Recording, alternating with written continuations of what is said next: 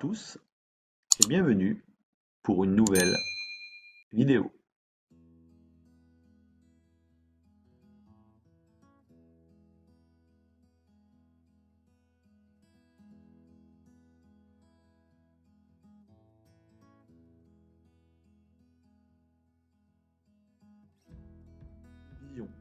Nous allons donc voir l'outil affichage et dans affichage nous trouvons donc type, caméra, vue et tâche décalée.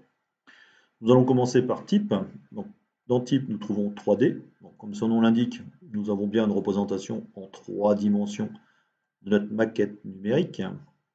Nous trouvons aussi projection dans l'espace. Si je clique et je sélectionne sur tout, nous voyons qu'apparaît au niveau de ma maquette numérique les projections orthogonales de mes façades, de mes pignons et d'une vue en plan. Nous trouvons aussi la vue 2D. Si je clique sur vue 2D, j'ai systématiquement la vue 2D de ma maquette numérique. Ici, une vue en plan qu'on pourrait aussi appeler vue de toiture. Nous allons nous intéresser au niveau de la caméra. Au niveau de la caméra, nous avons réinitialisé le zoom. Si nous cliquons et sélectionnons sur réinitialiser le zoom, nous avons bien le zoom de ma caméra. Par contre, vu que j'avais gardé la vue en 2D, je suis bien resté sur un zoom en 2D.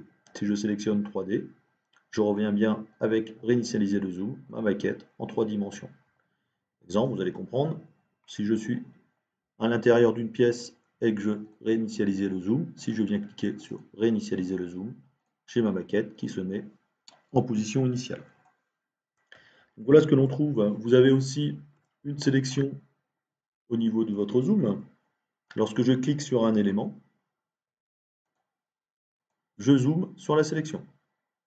Je viens cliquer par exemple sur une applique extérieure, je sélectionne l'applique extérieure au niveau de mon bâtiment. Si je fais zoom sélection, ça va me zoomer au niveau de mon applique. Je peux revenir ensuite en initialisant le zoom. J'ai le mode avion qui permet de naviguer dans le modèle du point de vue de la première personne. Exemple, je prends 10 mètres et voilà. Voilà, je navigue dans le modèle du point de vue de la première personne.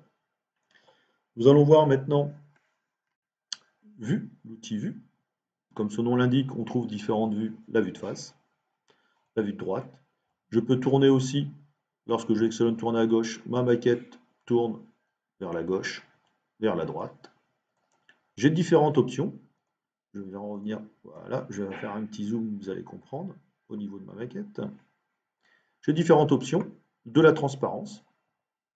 Voilà, je viens bien voir l'intérieur de mon bâtiment en transparence.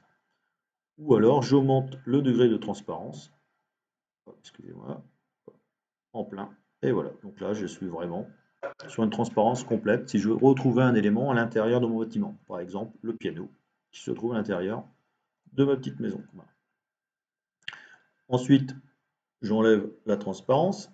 Je peux changer la couleur arrière. Si je veux mettre du gris, voilà ce que j'obtiens en gris.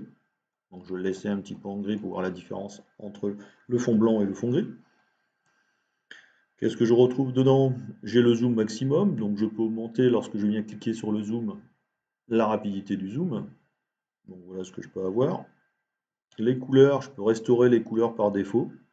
Donc on ne voit pas trop la différence sur une maquette numérique, on n'est pas sur un logiciel qui nous permet de faire des rendus photos.